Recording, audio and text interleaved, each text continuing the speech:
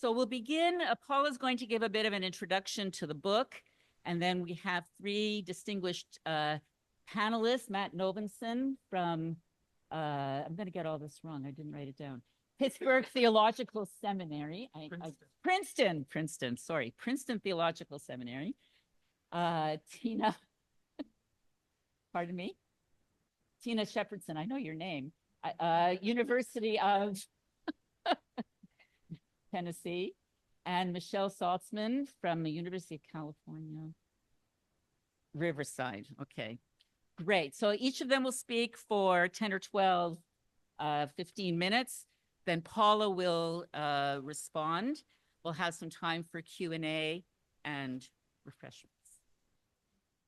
Thank you all for being here. It's always a surprise when you write something and it turns out people read it, right? So thank you for the support, and I thank my colleagues, the panelists, for the very stimulating questions they put to me, which you'll be hearing shortly. Adele asked me to introduce the book. I want to say that I started it in 2012 and couldn't get past Paul, because the scholar, first of all, because that's how he is, but secondly, the scholarship was all over the place. So I had to turn to Paul, and then I had the leftover bits left over, and that was when Christians were Jews. And I was finally able to do this because I've always toggled between the 1st century and the 5th century. So I had the framework, and all I had to do was write the book, as I said.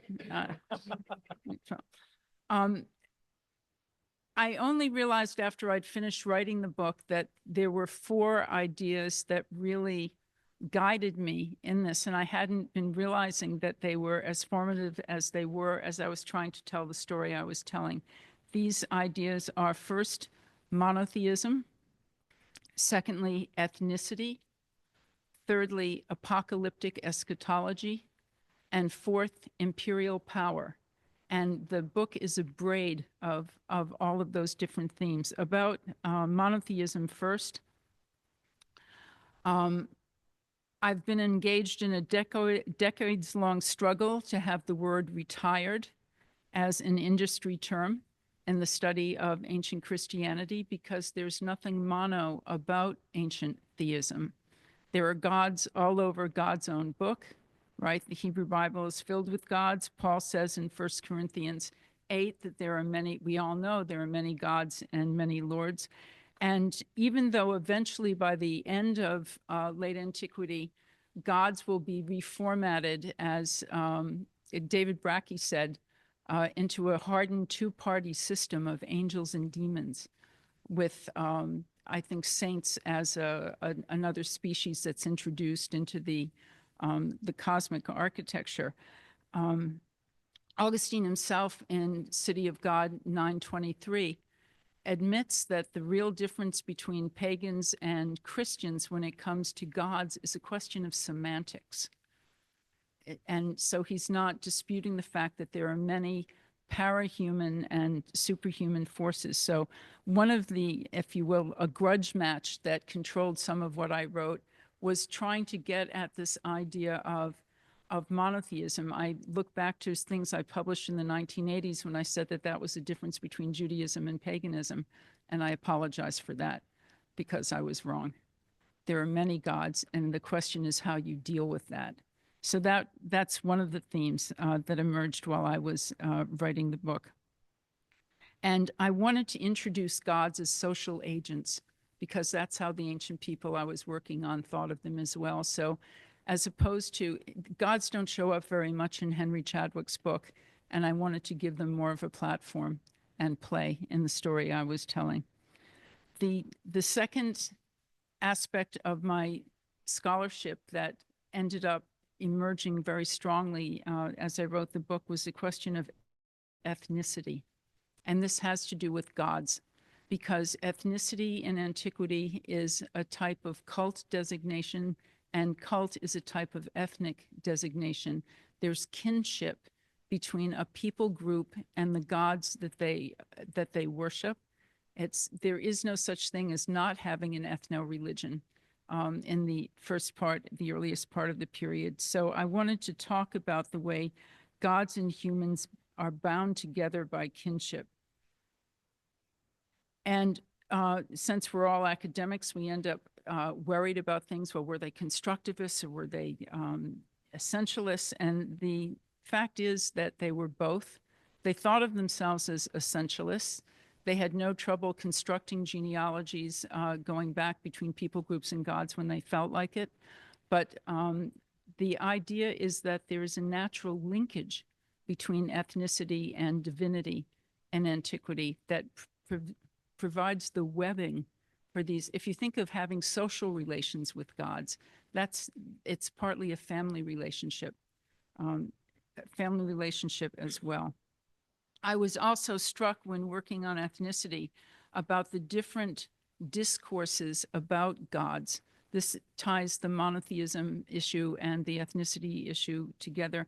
There are two different discourses about gods. There are the traditional gods who are linked with ethnic groups, who are located both ethnically and spatially in antiquity. They show up in traditional narratives. They have emotional investment in how they're treated and so on. And then the second discourse is the elite philosophical discourse, where the highest god is non-ethnic, non-located spatially.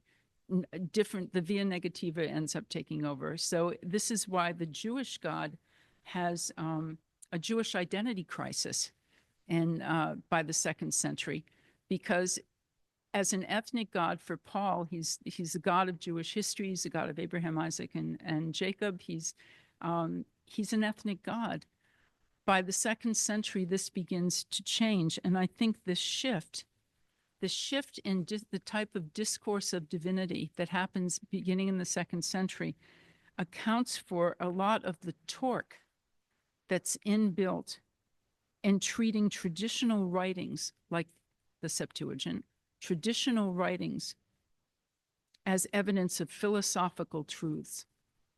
And I think it's that torque that gave the impulse to a lot of the formations of various kinds of high Christian theologies, and which is why it's such an energized radioactive mess by the time you get the federal government involved in it in the 4th century.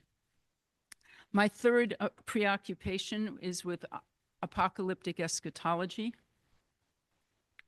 because looking at inscriptional evidence, it was clear that most Jews, most of the time, didn't have a problem with pagan gods. They were involved with them just as they were involved with their pagan neighbors.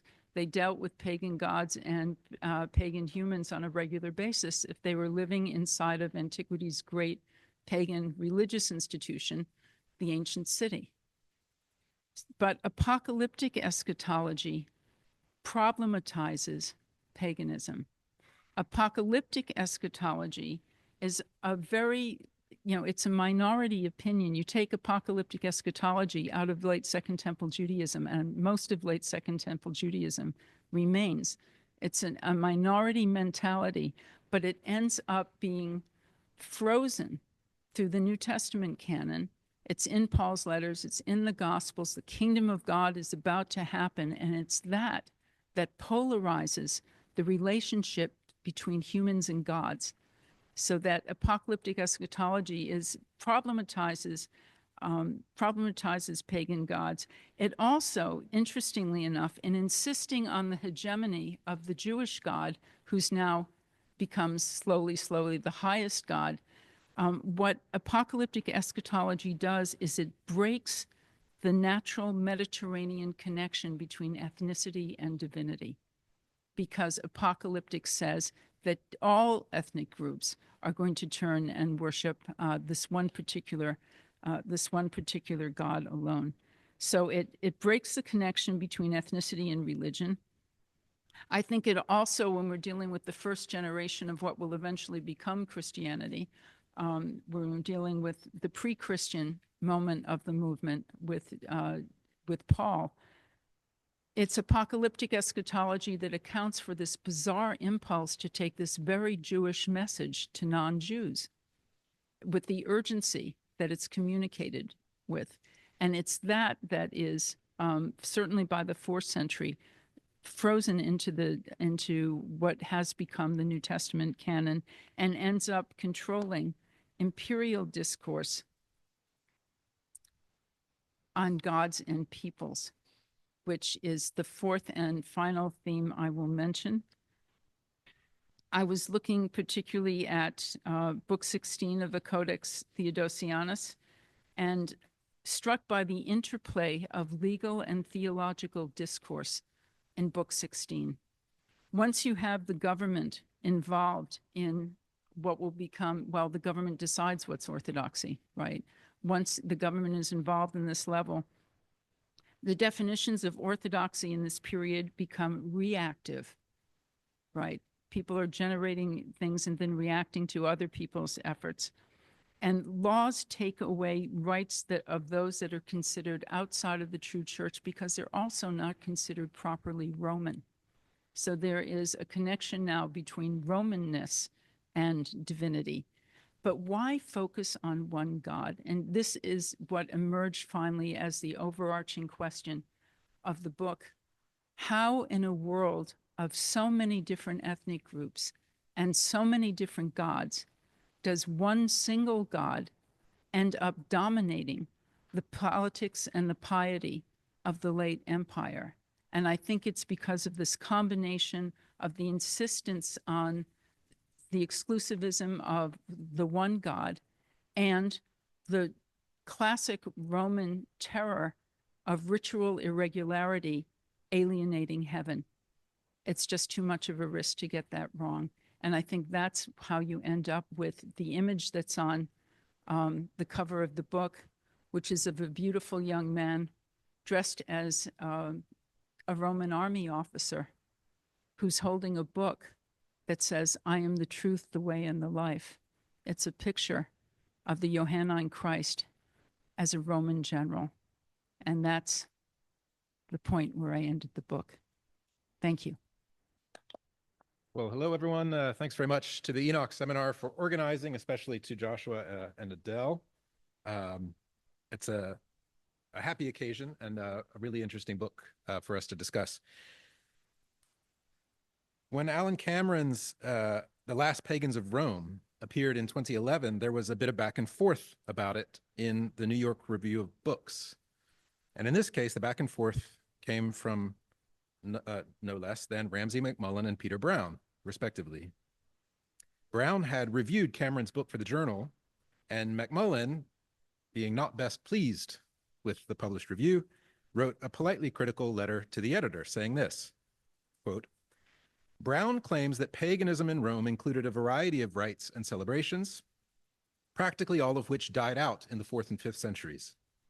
This indeed was the story of the public cults that depended on expenditures by the senatorial class, at best a tenth of 1% of the population. However, for the elite and everyone else too, far better attested were the rites and celebrations of graveside ancestor worship. Paganism in this universal and immemorial form continued in Rome for many centuries," end quote. Now, Peter Brown was allowed a response, which was printed in the letters to the editor section together with MacMullen's original letter. And Brown wrote this, quote, "Whether everything that average Christians did was automatically pagan and a survival of pagan practice is less certain for me than it is for Professor MacMullen. His work seems to take too seriously the denunciations of the clergy, for whom any practice other than their own austere version of Christianity seemed suspect and vaguely pagan. I would call it simply human," end quote. Now, I thought of this exchange at a number of points while reading Paula Fredriksen's wonderful new book, Ancient Christianities. For one thing, Fredriksen gives us her own excellent discussion of the late ancient Christian graveside piety about which MacMullen and Brown were sparring in the New York Review. Fredriksen writes this, quote, "At the festival of the saint's death day, people would gather the night before for the vigil. There, in mixed company, they sang, they danced, they drank, they ate, enjoying themselves too much and too indecorously for the tastes of some in the ecclesiastical establishment." He says, looking at the bar and the spread of food in the back of the conference room. She goes on, the enthusiastic devotions of the laity were condemned by the learned as pagan and as flirting with improper ritual. Dancing at martyrs' shrines, Augustine insisted, delighted demons. End quote. More centrally in the book, though, and as this final sentence suggests, Fredriksen consistently and forcefully challenges the idea, whether in its ancient or its modern form, that the word pagan marks off anything inherently distinguishable from Christianity, or mutatis mutandis from Judaism, although that's not the burden of this book. About the ancient lay Christians, whom historians sometimes call incerti, undecided, or semi-pagan, Fredriksen writes this. The term semi-pagan masks the degree to which Christian culture, high no less than low, was made up of elements from the world that everyone lived in. What was the option? From where else could building blocks be quarried? There was no view from nowhere, above and outside the world one lived in, from which one could construct something untouched, bounded, and entirely new. Paganism, she writes, not an ism, but simply majority Mediterranean culture framed the whole, end quote. Now, religious ritual at the tombs of the blessed dead is, of course, one standout illustration of this profound point. But the reader will encounter many, many more examples in the dense 250 pages of ancient Christianities. Here's another one I found really fascinating, which sort of dovetailed with things I was reading otherwise, independent of this book. In her nimble discussion of persecution and martyrdom in ancient Christianity, Fredriksen discusses how Tertullian of Carthage dissuades North African Christian lay people from attending spectacles at the theater or the circus or the Colosseum by holding out the promise of a much more gratifying spectacle in store for them on the day of the Lord. In the relevant passage, which Fredriksen quotes and discusses in this chapter, Tertullian writes this: "But what a spectacle is the fast approaching advent of our Lord! What that exaltation of angelic hosts! What the glory of the rising saints! What the kingdom of the righteous thereafter! What the city New Jerusalem! Yes, and there are other sights. That last day of judgment, when the world, hoary with age, and all its many products shall be consumed in one great flame. How vast a spectacle then bursts upon the eye! What there excites my admiration? What my derision? Which sight gives me joy? Which rouses me to exultation? I shall have a better opportunity then of hearing the tragedians louder voiced in their own calamity, of viewing the play actors much more dissolute in the dissolving flame, of looking upon the charioteer all glowing in his chariot of fire, of beholding the wrestlers not in their gymnasia, but tossing in the fiery billows." So, abstain from going to see the actors and the wrestlers now, Tertullian urges, and you will get to see them on the day of the Lord, not on the stage or in the arena, but in the flames of judgment, an even greater feast for the senses. Fredriksen's discussion here put me in mind of another text, Jewish rather than Christian, and this is one thread through her book, is the Jewish origins of Christianity and sort of the mingling of the two.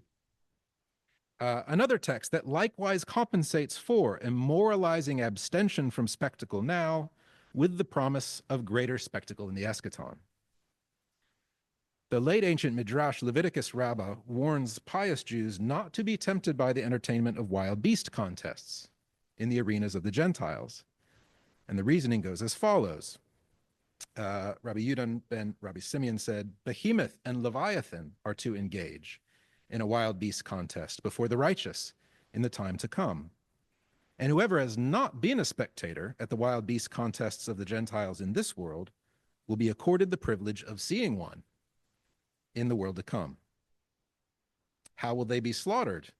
Not in a kosher way, but Rabbi Abin ben Kahana says, the Holy One, blessed be he, said, Torah shall go forth from me, that's Isaiah 51:4, meaning an exceptional temporary ruling shall go forth from me. Rabbi Berechiah said in the name of Rabbi Isaac, in the time to come, the Holy One, blessed be he, will make a banquet for his righteous servants, and whoever has not eaten carrion, nevalah, carrion flesh in this world, will have the privilege of enjoying it in the world to come.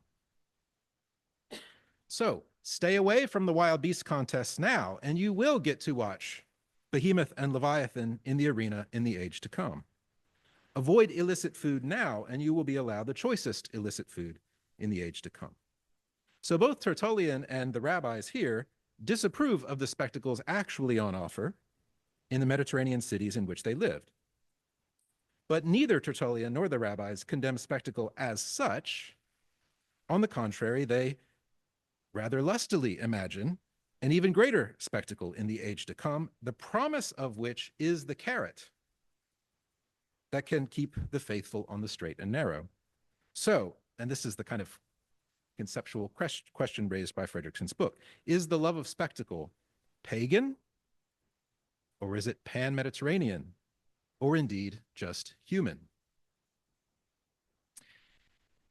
Just here, hurtling toward the end, it strikes me that Fredriksen's argument in the book actually pulls in two different directions, only one of which is signaled by the excellent and suitably pithy title, Ancient Christianities. To be sure, she does argue, and persuasively, that there was not one ancient Christianity, but many. In particular, that Valentinians, Marcionites, Manichaeans, Arians, and the scores of other groups, tarred with the heresiologists' brush, were Christians too. No matter how loudly an Irenaeus or an Epiphanius might want to insist they are not. But that way of putting the point, ancient Christianities, plural, obviously lays the accent on difference. Whereas when Fredriksen writes about Christians of whatever flavor, in relation to pagans, scare quotes, she emphasizes, also quite rightly in my view, not difference, but sameness. Christians, or certain Christian bishops at least, may have wanted desperately to put a lot of clear blue water between themselves and their non-Christian neighbors, and yet they all, Christians as well as pagans, Orthodox as well as heterodox, worshiped their gods, honored their dead, and they all enjoyed a good spectacle. I could go on and on. I did in an earlier version of this, thinking together with this excellent book, but I'll close by just raising a few questions for the author, which there may be time to discuss or not. You can ask her over a glass of wine later if not. But three questions that sort of stayed with me at the end of reading the book, all sort of in the neighborhood of these, the four themes she mentioned in her introduction. So one, is it best to think in terms of so many ancient Christianities, plural, or rather of one very big tent ancient Christianity defined in minimalist terms, perhaps, as just veneration of Jesus or something like that, to which Valentinus and Marcion and Justin and Irenaeus and so on all have an equal claim. Two, regarding ancient Christianity's origins in ancient Judaism, which is a really standout aspect of Fredriksen's treatment in this book, how should we think of the emergence of the anti-Marcionite Two Testament Christian Bible? Was this a moral victory because it refused to jettison the God of Abraham? Or was it a moral travesty because it enshrined a kind of canonical supersessionism? Or was it something else? And third, what, if anything, changes in early Christian apocalyptic eschatology, again, one of the key themes in the book, with the accession of a Christian Roman emperor?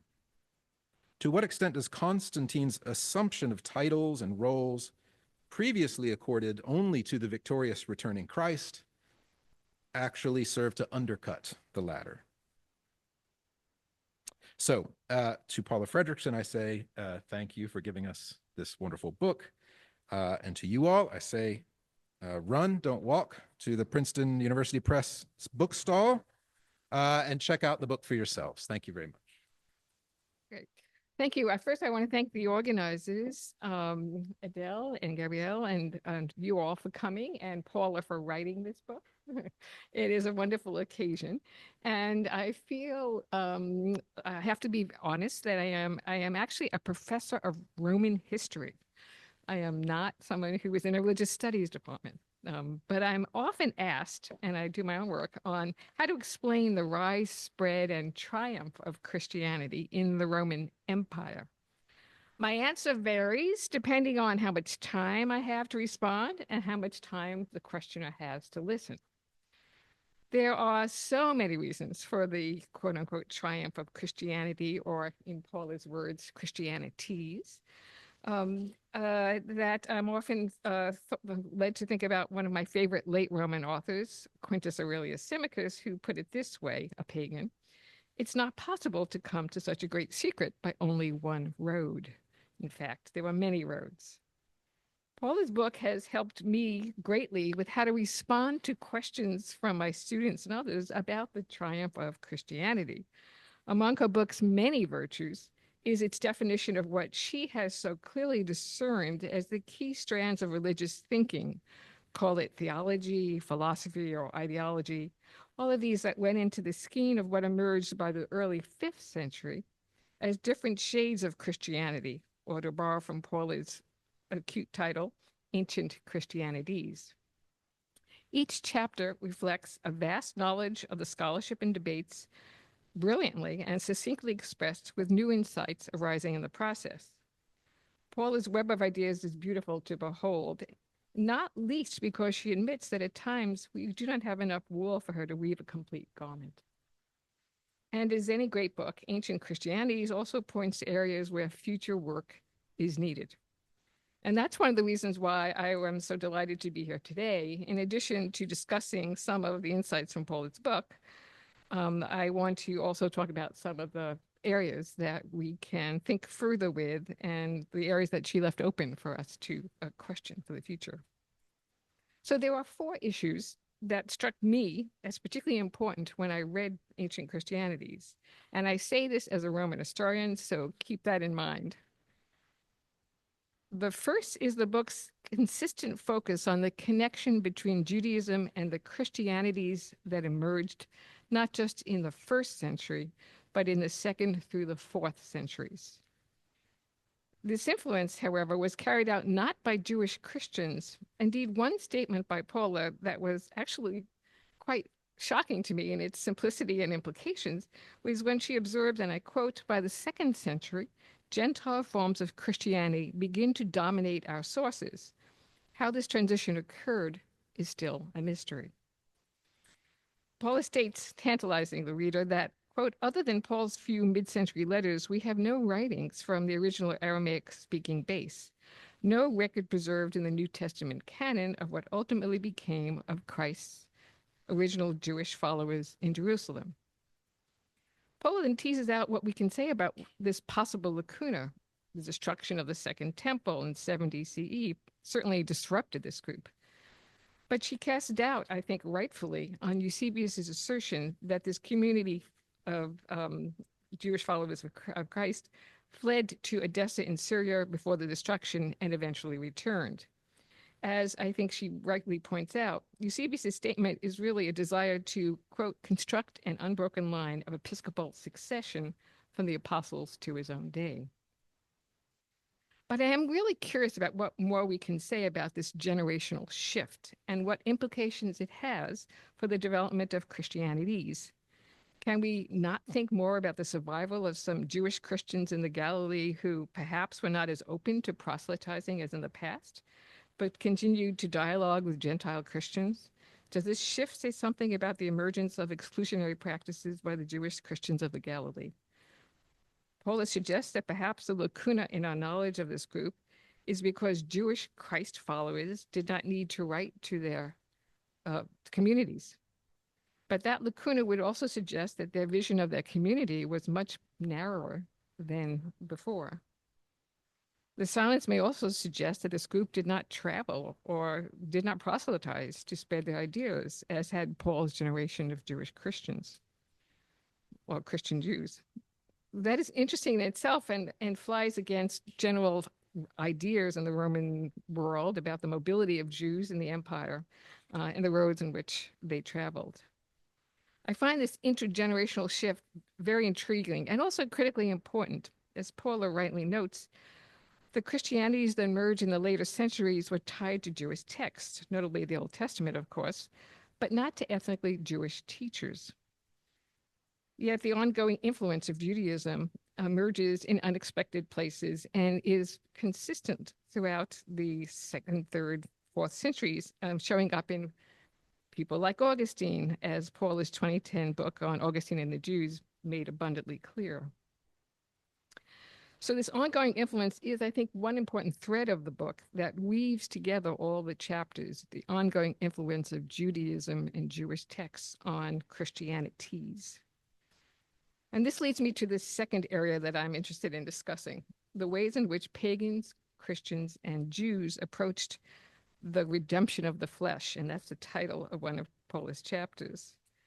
Paula's discussion of this central concern, the redemption of the flesh, invites the reader to perform a comparative analysis of how pagan, Jewish, and Christian Romans approached this same problem. One must imagine these groups talking among themselves, sharing concerns, spilling over from one community to another, when in the 2nd to the 5th century, Christians experimented with Jewish and pagan practices and texts in what Paula aptly calls in a subsection, the ascetic laboratory. A good example of this innovation is her discussion of Thecla, whose social patterns, wandering charismatic celibate teachers, often accompanied by a retinue of other virgins and renunciants, these are her words, also resonated with people's lived experiences. So Paula's discussion of these ideals leads her to a consideration of the role of real women in the real world. And as a Roman historian, I really appreciated that. In fact, the social and historical dimensions of these issues emerge in very important ways. So, for instance, in this very same chapter, in outlining the ways in which widows and virgins lived, quote, as paragons of lived holiness, Paula notes especially the role of wealthy women who, quote, by cutting themselves out of the traditional social fabric of class and family, had considerably more scope for enacting their own initiatives. The comparison with pagan women is really worth making. Indeed, pagan women also had the ability to use their wealth for enacting their own initiatives, at least I would argue and have argued.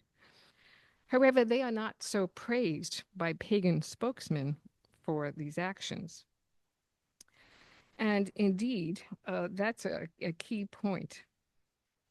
Paula pinpoints this as one of the primary reasons why there is so much more emphasis on and evidence about the impact of asceticism on Christian women. For she explains the spokesmen of this period the Christian spokesmen are so focused on asceticism on ascetic women because it had become, quote, a primary element in the articulation of high theology, especially over the question of Christ's person that convulsed the church councils. So the use of ascetic Christian women by the spokesmen of the church was thus structurally different than from their pagan contemporaries, especially in the post-Constantinian 4th century. And this, I think, is a really critical insight that comes out of her ability to hold these three different strands of religion, pagan, Christian, and Judaism together.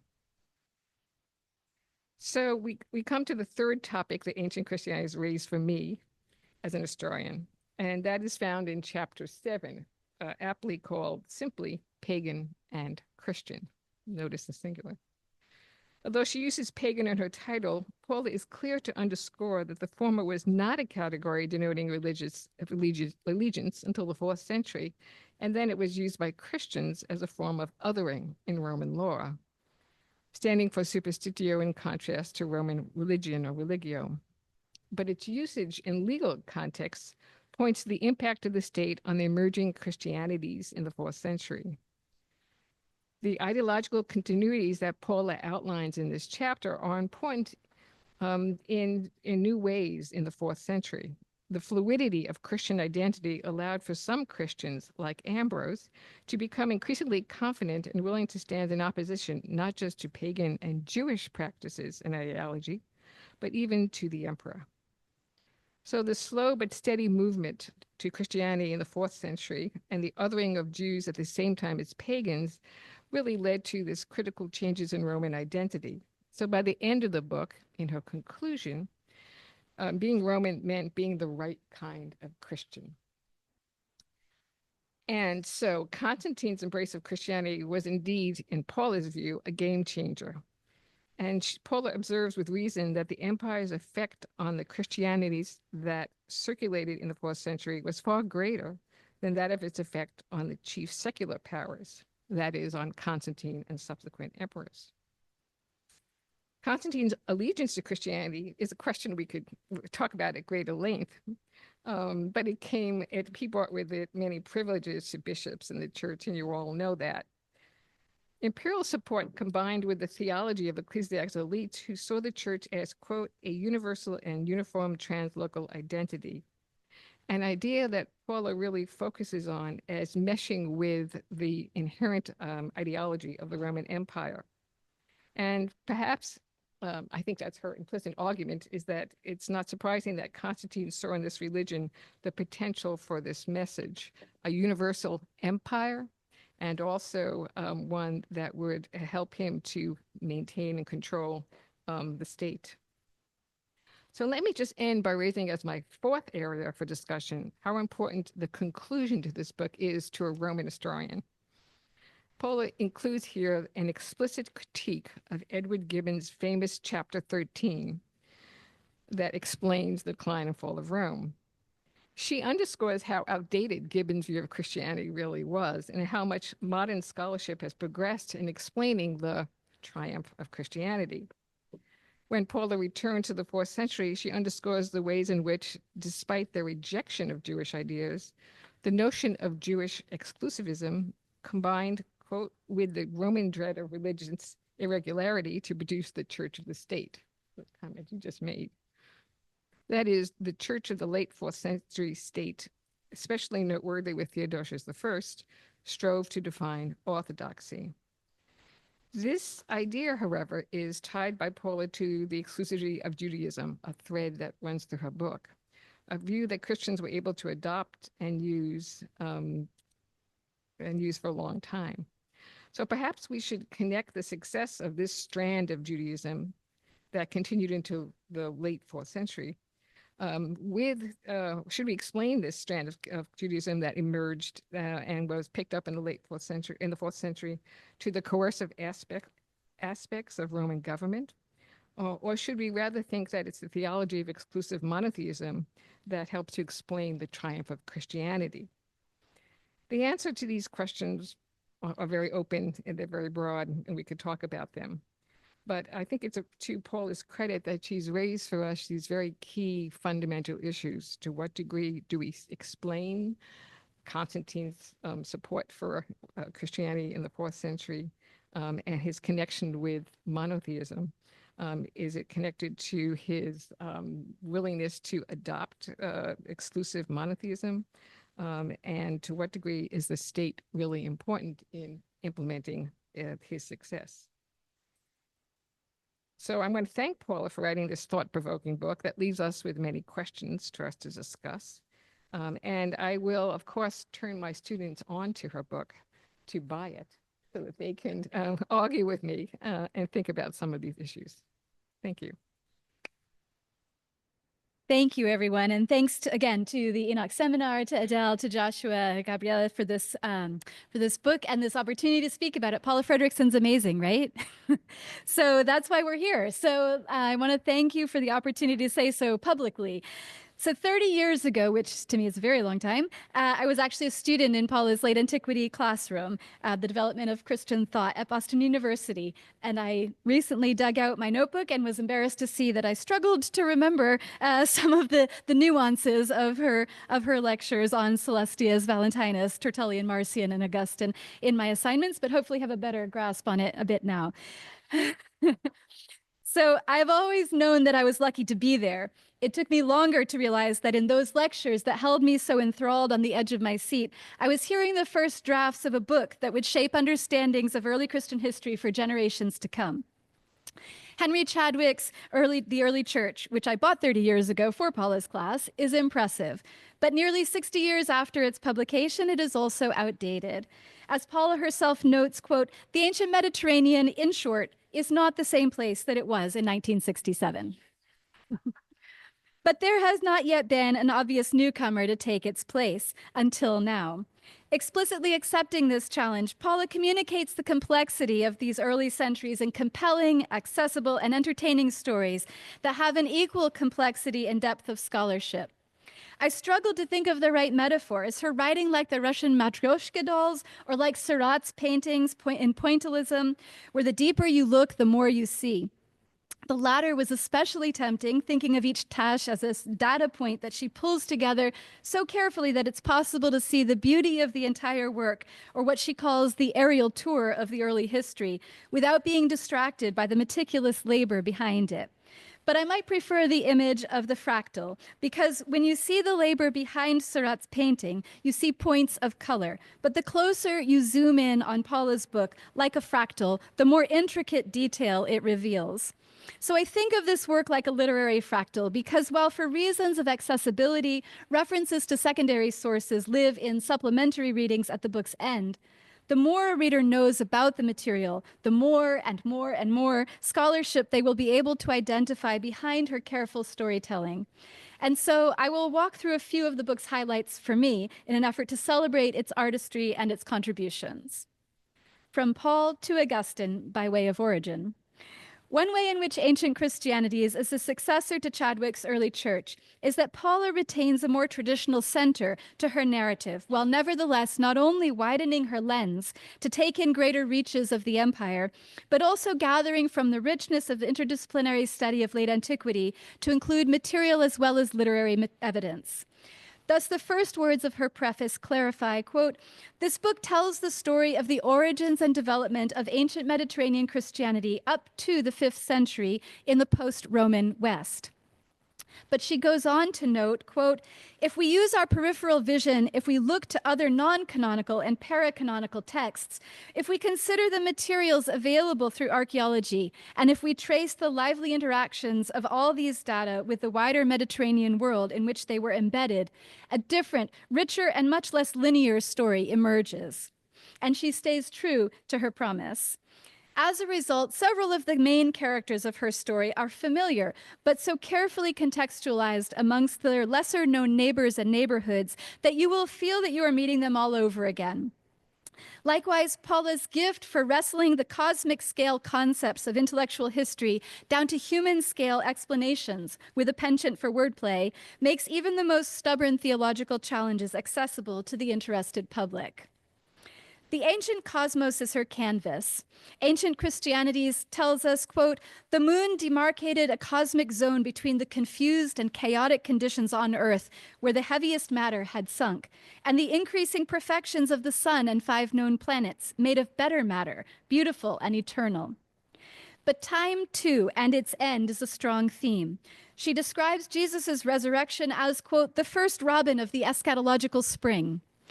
The coming kingdom of God looms over her whole narrative, just as it did the lived experience of so many of her ancient subjects.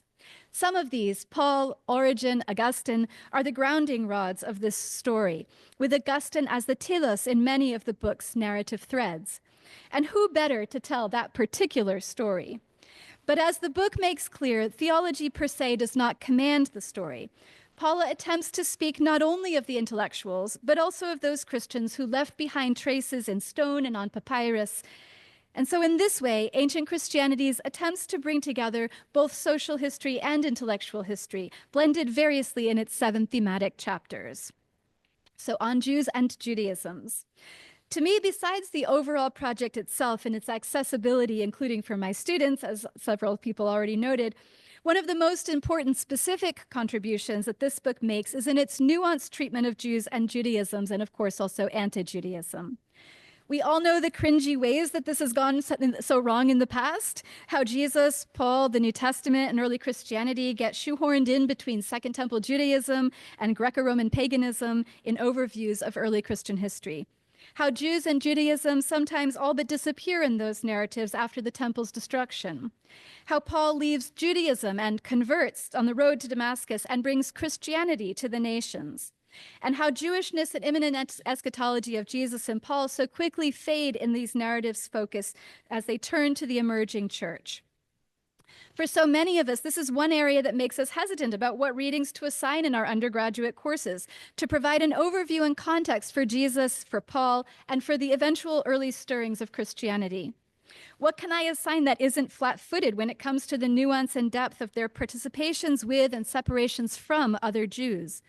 That won't cause harm by assuming a supersessionist theology or overlooking anti-Jewish tropes? That doesn't lose sight of Jews after the first century? Assigning ancient Christianities will mean that for a nice change, I can set those worries aside. Jesus, she's been there, done that, books, articles, TV appearances, you name it. Paul, yes, also a global expert, including specifically in how his teachings to the nations do not abandon his understandings of scripture and Jewishness, but integrate ex-pagans into the people Israel. I loved seeing the threads of those earlier publishing labors spun so deftly into this ever more intricate pattern. In this context, I saw more clearly her challenge to the traditional reading of Galatians, a reading that said that Paul, unlike Cephas or the people from James, did not ask the Gentile audience to adopt Jewish practices. But in contrast, Paula helps us see how disruptive it would have been when, quote, Paul demanded that Gentile Christ followers cease showing respect to their native gods and worship the Jewish God alone, and how this in itself was an example of Pauline Judaizing, of his demand that his ex-pagans act like Jews, since, quote, the sole worship of the Jewish God was a social marker of ancient Jewishness. But the book's contributions go also beyond these groundbreaking insights that help us see Paul and the stakes of his early arguments anew. Ancient Christianities also keeps Jews and God-fearers visible as neighbors and as imperial subjects throughout the story, as subjects of anti-Jewish legislation, as festival celebrants, as objects of 5th century violence. Like Christians, the Jews in these stories are as three-dimensional as our sources allow, and not prematurely flattened to the pages of Christian literature. So thank you, Paula, for this enormously important contribution among so many others. Now, the wider West, 500 years from when? I admit to a bit of jealousy that this landmark book leans into Latin Christianity and Augustine's lasting legacy, because I also want its sequel that does the same for the Eastern Mediterranean up through the rise of Islam. There's some nodding heads, Paula, for your next project.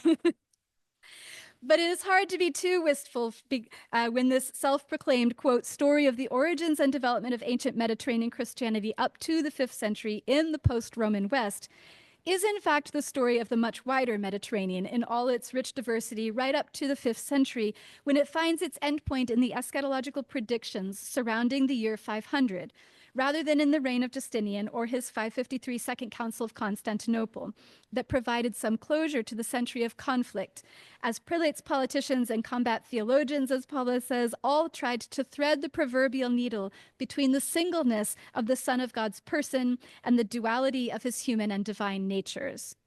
I appreciate the Mediterranean-wide scope of this project, notwithstanding its understandable telos in the 5th century West, I guess. You can imagine my delight to see the Abercius inscription, the Diatessaron, the Didascalia, Dura Europos, Simeon the Stylite, and other topics from my Syriac world appear in this story, whose breadth is generously capacious.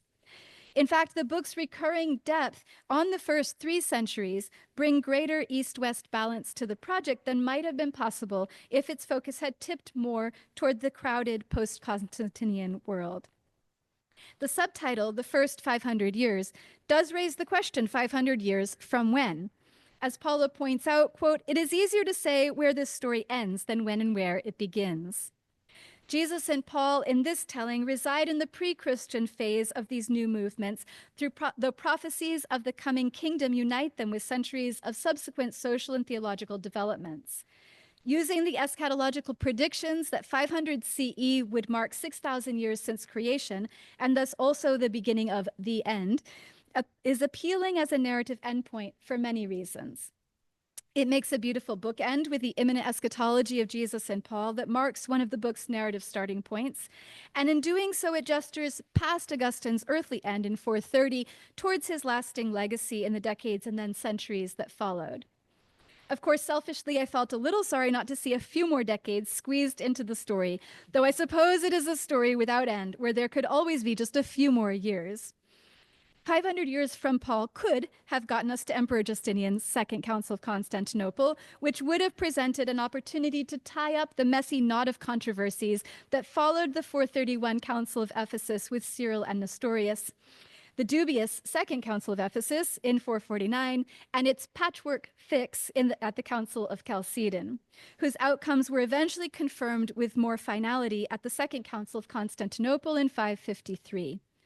After Cyril and Nestorius in 431, this book's narrative starts to lose a little of the crystalline granularity and of the dissenting personalities we don't see in Dioscorus of Alexandria or Juvenal of Jerusalem or Severus of Antioch, who were so otherwise the dissenting voices who were otherwise so richly visible in the earlier conflicts. Greater depth in this period could have allowed a rereading of those 6,000-year eschatological predictions in the context of the 6th century Chalcedonian conflict, the wars with Persia, the Little Ice Age, the famines, the bubonic plague. There's so much to do in the Eastern Mediterranean. But to return to Paula's framing rather than my own, the book's eschatological bookends draw readers into the urgent puzzle that imminent eschatology faced as it trudged unexpectedly through successive centuries of hope, anticipation, disappointment, and inevitable recalculation. On world making.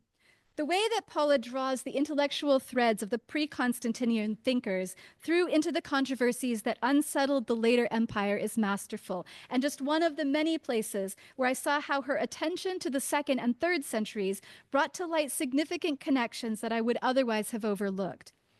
Tracking the diversity of early thinkers as they resourcefully worked to develop Christian theology and communities in conversations with aspects of earlier biblical traditions, Greek philosophical wisdom, and Roman urban societies, she celebrates the breadth and the creativity of ancient Christianities, including, as she says, quote, those heretical others who lost the 4th century power sweepstakes. She fine-tunes this world-making into an art.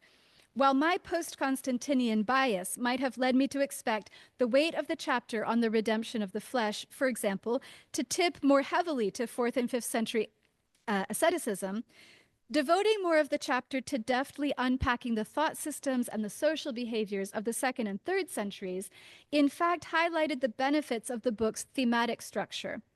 Revisiting the early material anew in each thematic chapter keeps visible much more substantively than a strict chronological narrative could have the central ways in which the pre-Constantinian thinkers and conversations set the stage for the later centuries, whether regarding the role of the body and the development of ascetic practices, the intellectual trajectories that wove their way through the church councils, or any of the other numerous nuances that had to be worked out regarding the fine print of Paul's promise of the possibility of salvation through God's Son.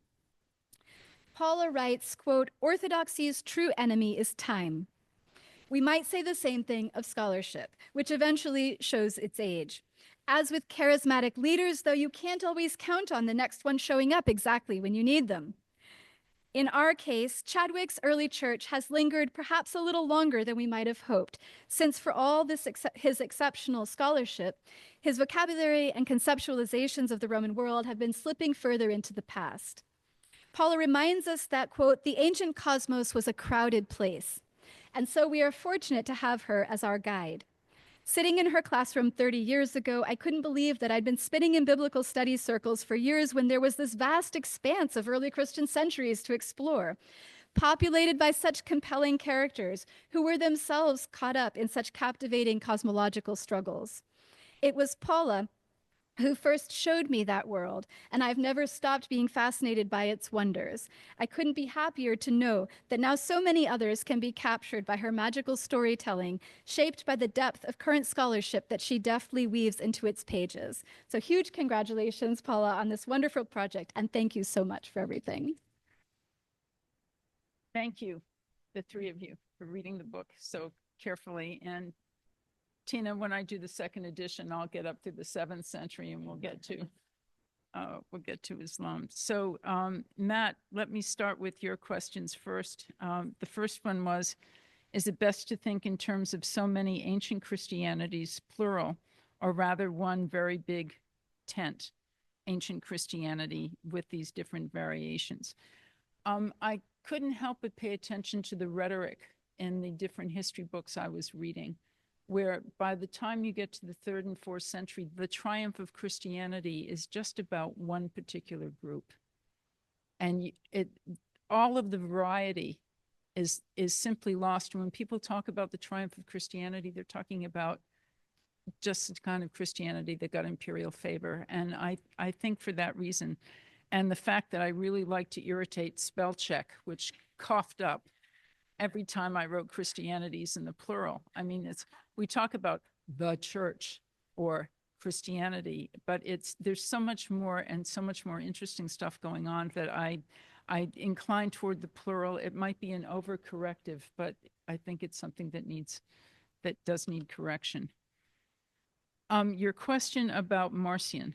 Regarding ancient Christianity's origins in ancient Judaism, how should we think of the emergence of the anti-Marcionite Two Testament Bible? Was it a moral victory or a moral travesty or something else?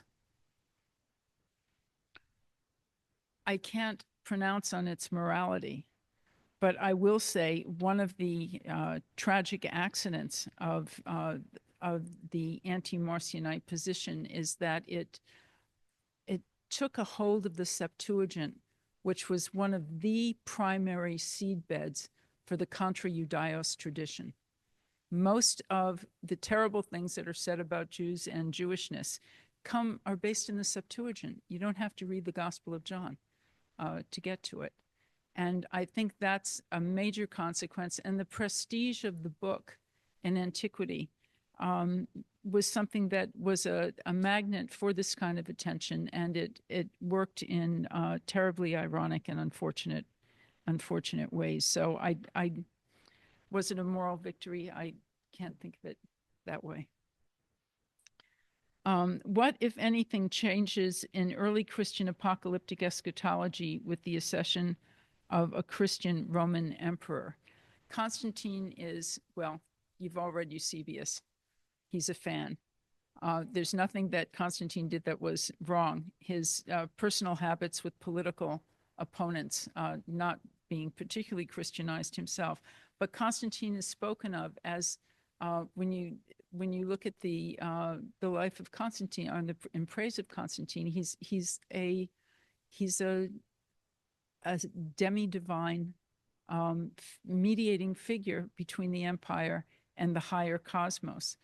So some Christians become non-apocalyptic. You get high theology with people like Augustine saying that we don't know when the end will come anyway.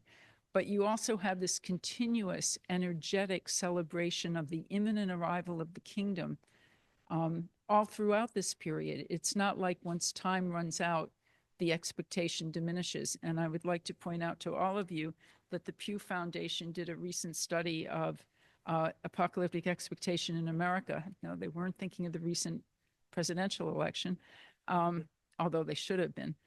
It turns out that well over half of the country is expecting Jesus to come back in the year 2050. So this is an evergreen tradition that didn't diminish just because time went on and on and on. Well, Michelle, it's so useful to have a completely different cultural orientation with Roman history as opposed to going after the fine points of theology in which Uziah is attached to which part of Christ or so on. You asked what we can say about the generational shift between, or the ethnicity of the readership, basically, of these texts. And you ask why the Jewish Christians in the Galilee were not as open to proselytizing as the diaspora branches of the movements were.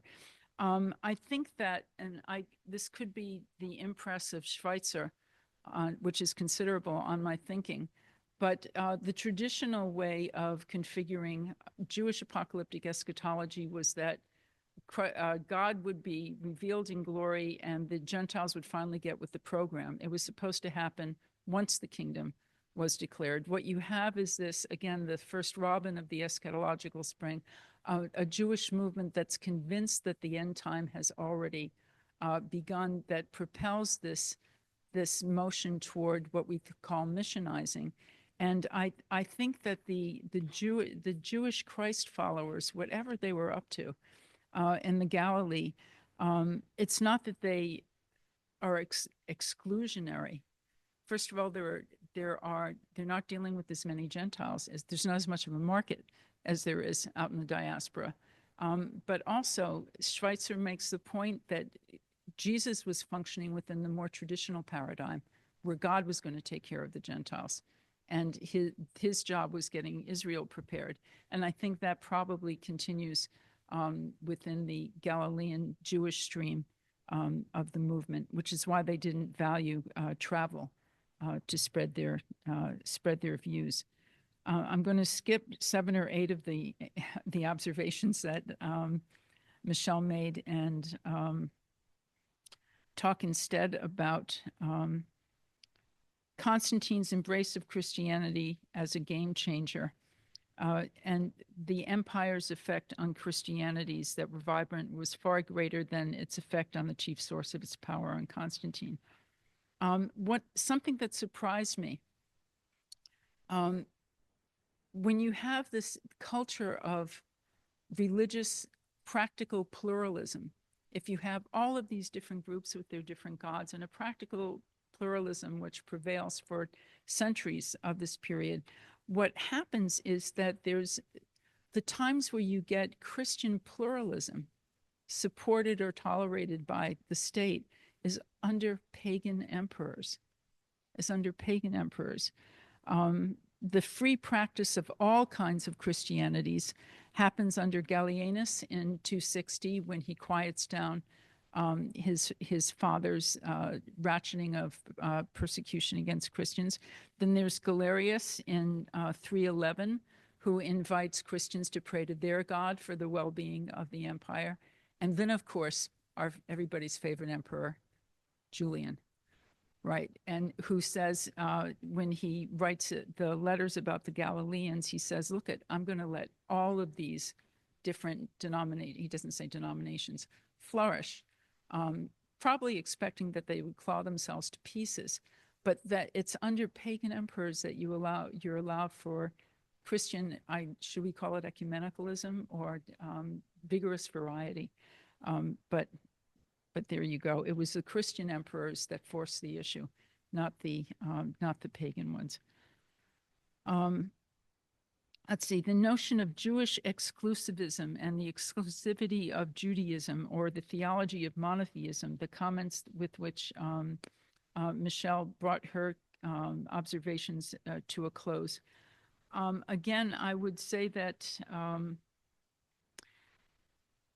Jewishness was not exclusive, or you wouldn't have had all the God-fearers being solicited for funds for when there was a fund drive for the synagogue or something like that. So pagans are invited in as pagans to Jewish social organizations. It's the apocalyptic mentality that foregrounds the dominance of one single God. And that isn't a characteristic of quote, Judaism in general. And again, I shouldn't be talking about isms when I talk about Judaism, and we end up with the Judaism's problem or vocabulary as well. The theology of monotheism as a more persuasive theology in general. Again, all monotheisms, pagan and Christian, in this period are messy. to say the least, because none of them have just one God in the system. It's about power and dominance of which God and how you satisfy that. Let's see. About Constantine enforcing an exclusive kind of monotheism, remember that Constantine thinks of himself also as a god. So there's that as well. Okay.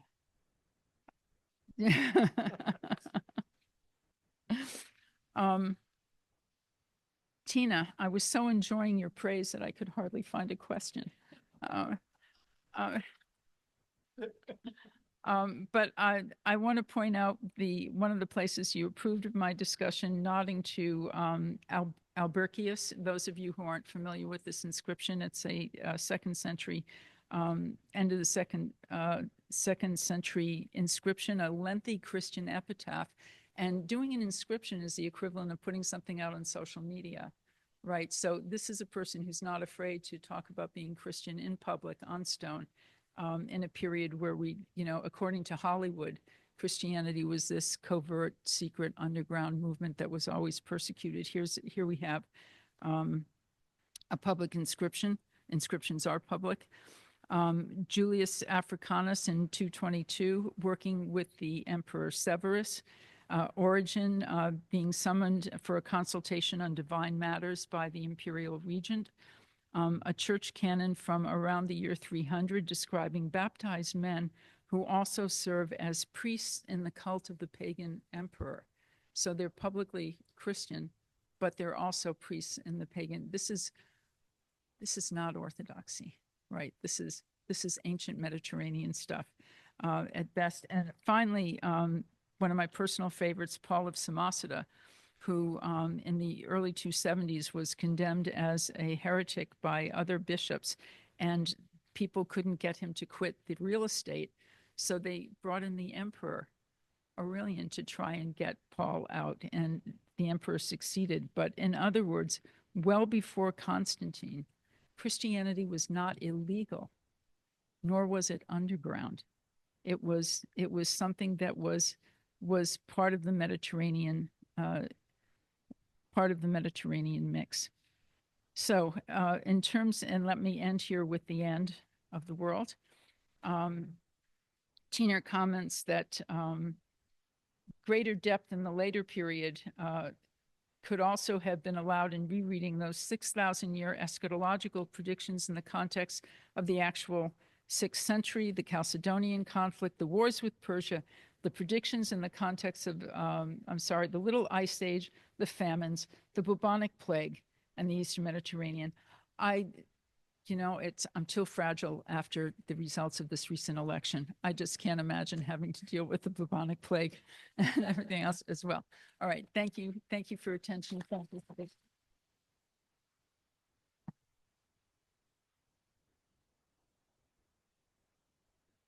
Thank you very much to Paula and to all the presenters.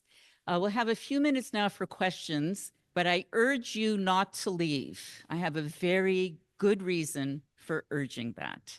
So we'll just, if there are any questions from the audience, there's a mic here that would ensure that your questions get onto the live stream. Great, thank you. Always takes somebody to break the ice here. Thank you very much, Paula, for your book. I'm excited to read it. I'm sure to learn a lot.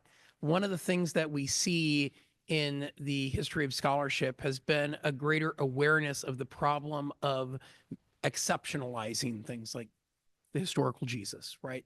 Now, we often see apologetic concerns there, and polemics sort of emerge with that emphasis. And so rightly, there has been a greater recognition of Jesus as a fully Jewish figure, Paul as a Jewish figure. At the same time, then we can see apologetic interests again sort of latch on to those developments. It seems now we're moving, and I think this is helpful in many ways, to move that same concern to Christianity and to the ancient Mediterranean world. It seems this is a major theme of the book. I'll find out as I read it. But it seems like this is pretty important. Where, if any, if any ways, do you see differences? Or are they obviously, you know, the exceptionalism is going to be a constant theme, but where do you see, if any, differences between ancient Christianities and other non-Christian groups? I'm just curious to see. Yeah, where are there important differences? Obviously, people would in the past like to exceptionalize Christianity, but are there important differences there? Be curious to hear your thoughts It on that. depends Thanks. on what Christian you ask. Right. It's, I think there are, and I think this, what struck me so much more powerfully was the similarities. And also in terms of the keg parties in the graveyards that are going on in the vigil of the saints, one of the things the bishops don't like about those is that there's social mixing, because Jews and pagans are also burying their dead in the same graveyards. And then people start having a dinner and it's the Mediterranean, right? People start eating together and talking together. And you have this effort on the part of some bishops, but not all bishops, because in canon law, you get bishops being forbidden to have parties at the graveyard. So there's this, getting back to one of the points Matt Novenson made, it's this way of being human in the Mediterranean that struck me as, and again, as historians, we try to analyze, which means you have to break down elements in order to compare them and track them.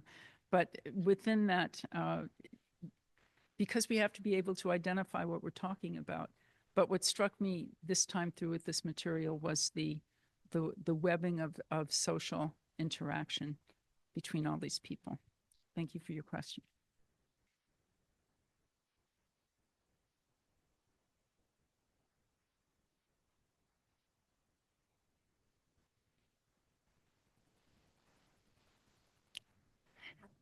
Hi, Mark. This is occasioned by your oral remarks. I got here a little late, so if this came up already, forgive me. We've talked before, and it's been evident on the panel that the precedent of Chadwick is so big that so many of us were taught it. We've taught it ourselves. We've argued back against it. It was a ghost in the room for you, and so on. And just wondered, where's Gibbon for you? In chapter 7. Yes, yeah. But I mean, is that where? Okay, he's in chapter 7. But is that where the toleration argument, or do you largely stand with Gibbon on that? On the idea that the Romans were largely tolerant of other cults, and that Christianism doesn't, pushes that down. And then on the other side, Gibbon's treatment of apocalyptic, I would say you and he have some rather significant differences. So chapter 7, bring it. Chapter 7, right. In terms of the triumph of Christianity, just that whole phrase and that whole thought package, I'm thinking now suddenly of Peter Brown's book on the world of late antiquity, and his chapter on this phenomenon is called The Conversions of Christianity, which is quite acute because this is a movement that's incredibly vital, and it keeps changing as circumstances change. What struck me about what I was fighting about against Gibbon, and he's talked about the discipline of the Christian Republic. How once Constantine came in, that, that's how it triumphed, because poor Constantine, there he was thinking he was going to unite the empire in one doctrinal bliss out. And in fact, what happened was the Arian controversy, not to mention the Donatists. So I wouldn't use the word tolerant for paganism. I would say, again, it's a practical pluralism, because there are just many gods, which also in turn fits into this idea of Christianity being illegal is just not, I don't think, on. There were persecutions probably not as many as are so loud in the evidence. And there's also Christians are out in public living large under pagan emperors as well. So.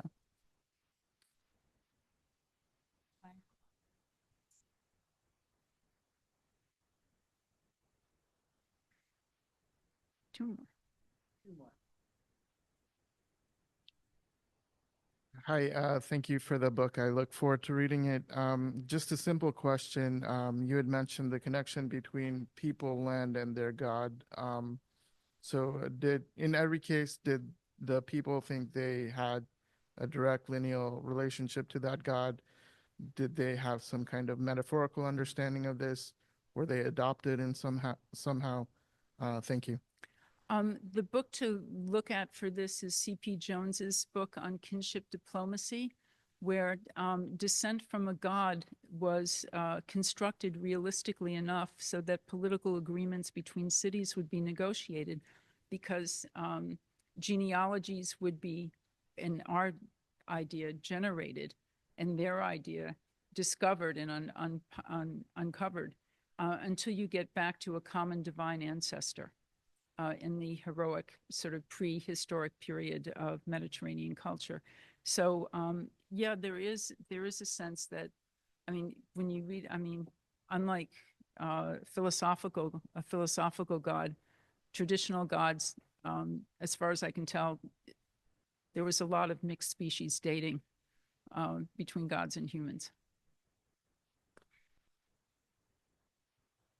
Well, thank you so much. Can't wait to read the book.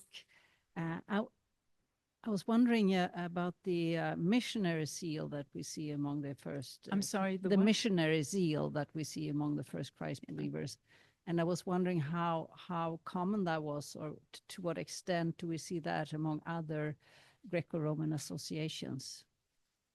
A vigorous marketing of a message. Yes. Yeah. Wanting to attract as many members as possible. I think you get that by fiat, in a sense. Once Caracalla in 212 makes everybody into a Roman, every free resident into a Roman citizen, what that does is create obligations to the Roman pantheon in a way that wasn't the case in 211. So there's that type of, I don't know if you'd want to call it missionizing, but can we call it marketing? I think that we have a hard time looking through 19th century missionary practices when we use that vocabulary to talk about what people are actually doing in antiquity. There's, I think also in terms of the missionary zeal, once Constantine makes his pleasure known, or Theodosius I says, this is the group I'm backing, that definitely has an effect on the market, if you want to look at it that way. Imperial muscle makes a difference, as I hope we're not about to find out. Thank you to everybody. Now we're going to do a little switching around. I'm going to ask the panelists to join the audience, and I'm going to ask Oded, you're shy. People University to come up quickly. Some of us have a little gift for you, Paula.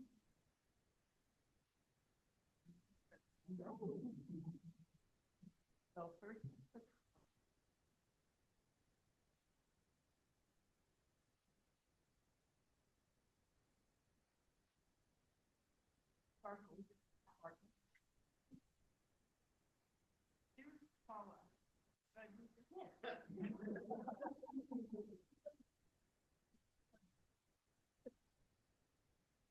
Dearest Paula, herein the advance notice of a gift being prepared for you, with love by Oded and Adele and a slew of my friends and colleagues, in profound appreciation of your scholarship and friendship, and for writing is so bad. for many years. Adele, Oded.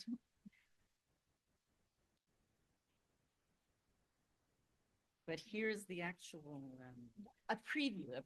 It exists? No, it doesn't, but a preview exists. Shall I reach my hand? Yeah, just look at it. Well, there's Always Lots of nice paper. You gonna say a few more? Yeah, but look at this first, and then Odette is going to say a few words. You haven't rehearsed it. Please, that Michelle mentioned Quintus Aurelius Symmachus talking about a great teacher. Now revealed. In praise of wisdom, studies on the social and cultural worlds of Jews and Christians in antiquity in honor of Paula Fredriksen. Thank you.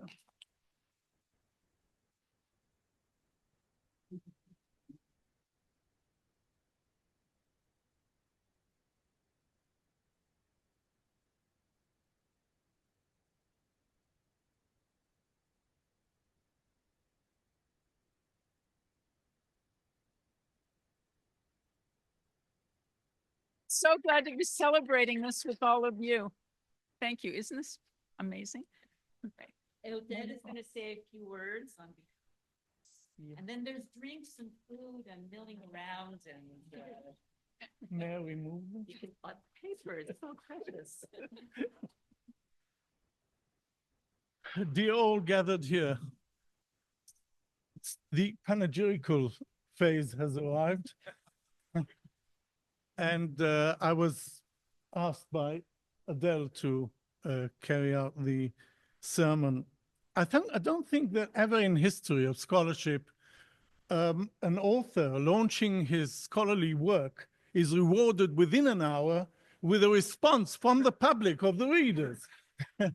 And this is what is actually taking place and embodies what I'm about to say. Dear Paula, gathered among scholars of the ancient world, I think it is only appropriate to demonstrate the sense of closeness I experience and still do with Paula via the term amikitia, as it was understood and practiced in late antiquity, especially via a small set of historical snippets coming to us from intellectual circles such as those surrounding towering figures like Symmachus at the end of 4th and 5th century, early 5th century, and more so via Sidonius Apollinaris a few decades later.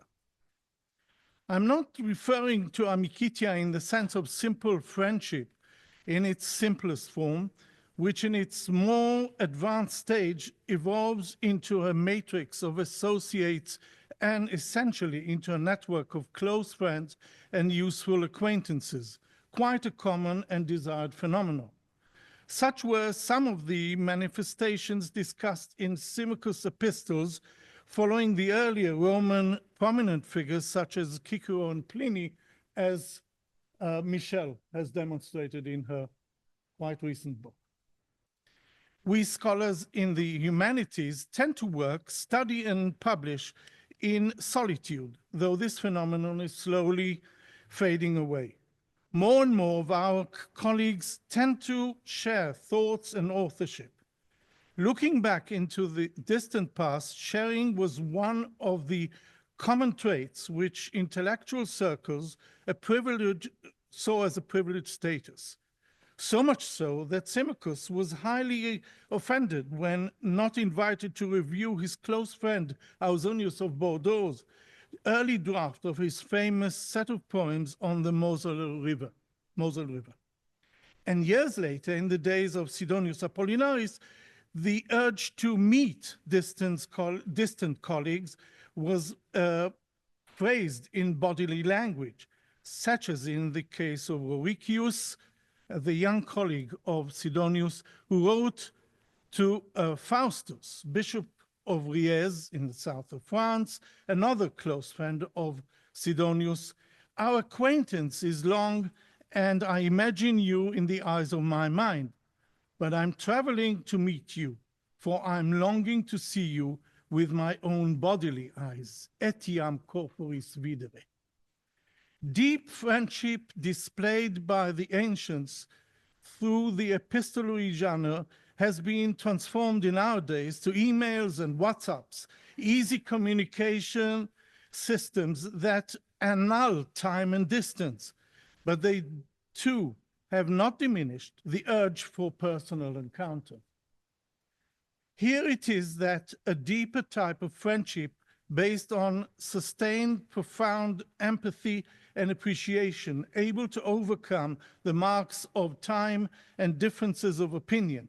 In essence, a sort of a familial sensation kicks in. The following is far from a memoir. It is but a set of notes of appreciation. Paula, no doubt, stares in one the urge to and will to meet her. Paula draws people with her warmth, glittering eyes, and laughter. Add to that her fast thinking and sharp mind, ever questioning premises and facts, and subtly criticizing in good manner, you have around you the perfect guide. Dear Paula, you are the embodiment of the idea of friendship, and I do sincerely believe for others present here and elsewhere too. Radiating warmth and generosity, ever sharing ideas and scholarship, ever assisting in putting words into meaningful composition and presentation, perfecting the process of bouncing back and forth texts in their embryonic phase and beyond. And on a more personal level, I've been fortunate to be on the receiving side of this and other forms of amicitia practiced by Paula ever since we first met 30 years ago. Our friendship solidified over the years, leading to joint publications and 12 memorable years of team teaching of conventional as well as somewhat bizarre topics, always with a streak of humor, as in the following theme, which was our last seminar, the People magazine of late antiquity, leading figures and gossip.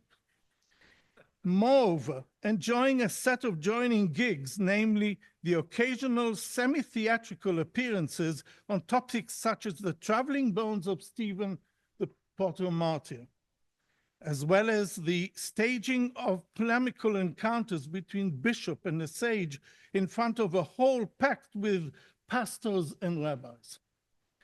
Cementing together all this was and still remains a strong sentiment of mutual appreciation and affection.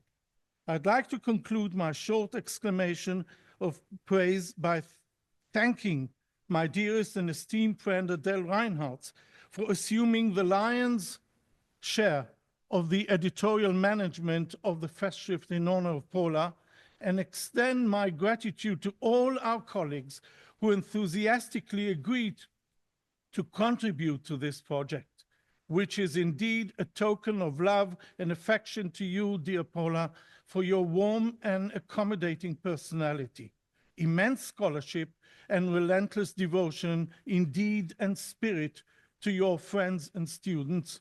In short, and in the words of Sidonius Apollinaris again, to his friend Faustus, to be interpreted here in this distinguished crowd in real and metaphoric sense. You are a home and a blessing. So I would like to thank Oded because I could not have gotten through that without a box of Kleenex. And I also want to thank Fred Tauber for the refreshments, who is not here in person because he had to be someplace else. But we are, I don't know, Paul, if you want to say anything, but you don't have to. But Joshua has drink tickets for us. Oh, for Klimt.